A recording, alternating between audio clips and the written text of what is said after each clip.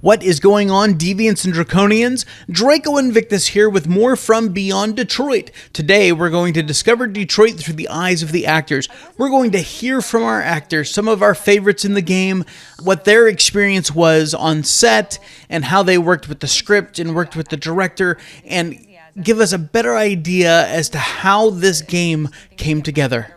Enjoy.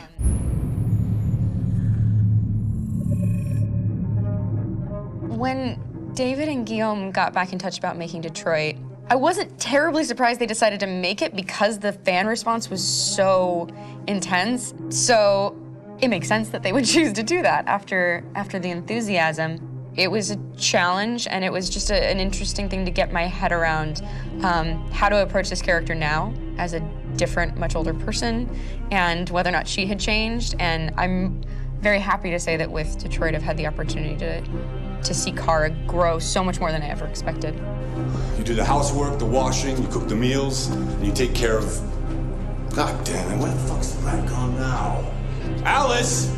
Alice! I mean, she starts out essentially how she does in Kara in a very, not robotic, but, you know, android other way.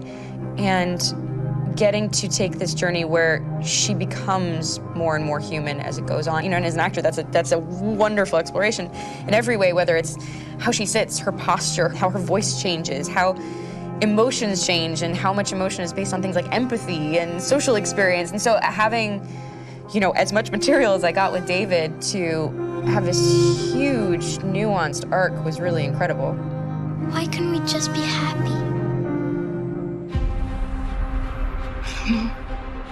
This experience has been quite different than the experiences I've had shooting film or TV or doing theater work.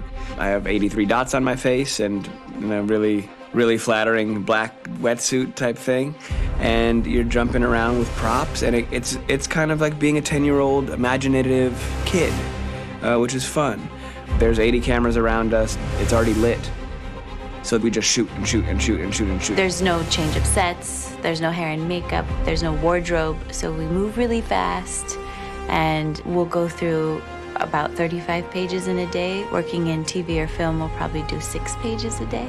It's kind of acting boot camp. It's like working out constantly. I mean, you're doing this thing, and then you got to do something that's completely other back to back to back. And so that kind of process of working is very challenging, but it's also very exciting because you just have to keep coming up with new ideas, and your head goes all over the place because you're trying to keep track of basically 4 different storylines for each different response. You shot that girl, for fuck's sake. It was a machine that looked like a girl. Yeah, I know what I should have done. I just told you I couldn't. All right, I'm sorry. The fact that David Cage, he's telling like many stories interwoven from beginning to end is super complicated and super impressive, and I have no idea how he keeps it all in his head. He's not just the writer or the director who's seeing this from the outside eye, he's also thinking about the player walking through this space. You know, only somebody who really, really loves not the work, but like these characters and these stories and cares about doing something meaningful would invest that much in it. And it's always inspiring to work with somebody who cares that much. My experience with motion capture is this one. And I found it sort of terrifying in a way, because they said the computer's going to build you. But then as we got into it, I realized all the elements of it were still artistic. I just dipped into a really brilliant setup here. I've never seen anything like it. And this won't turn me into a product because I was playing a character. So it's wonderful. In the game, Detroit comes back because of a revolutionary industrial rebirth. And there's no reason why that can't happen in Detroit, because they have such tremendous infrastructure for millions and millions of people who can very easily support, you know, a new industry. The city is really strong and resilient, but the city has also been through so much. You see the damage. But it takes that time of kind of rebuilding and reinvesting into the city that I think is happening slowly but surely. The potential of Detroit as a city is something that this game does a lot of justice to, because it would be easy to look at Detroit as some place that used to be, and that's not the case. This game provokes a lot of conversation and reflection on our potential near future engagement with machines. That's what we are to them.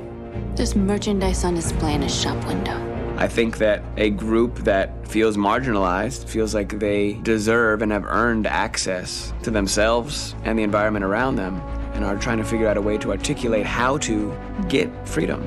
What was I designed to be? Their slave? Their toy? It plays with your comfort levels. You think that this is fine, you're comfortable with it, until something blurs the line and throws you off, and now, do I feel differently about whether this should be allowed? Should it be banned? Should it be encouraged? You're gonna ruin our lives, and for what? For a bunch of machines? They are not machines! They are alive! I'm alive! You're alive! They're nothing! There are lots of comparable comparisons to any type of persecution of religion, race, etc., dating way back. It can't just be a video game where you shoot 'em up or where people make these choices to do whatever. I think that's the whole point. You have the choice, and you can either choose to go in one direction with your character or another. And I think that's going to be very telling about the gamer. Very telling. I think there's going to be a really strong reaction to this game, which has such a strong perspective. I'm that much more proud of it now to get to be a part of it because it's important. In this game, you're actively building and designing the character through not just what kind of shield does he have or what color hair does she have, but like their temperament and the way they deal with problems. The different endings to this game are so radically different based off maybe seemingly insignificant choices in the moment, but like life, they all add up. And can't play life again, though.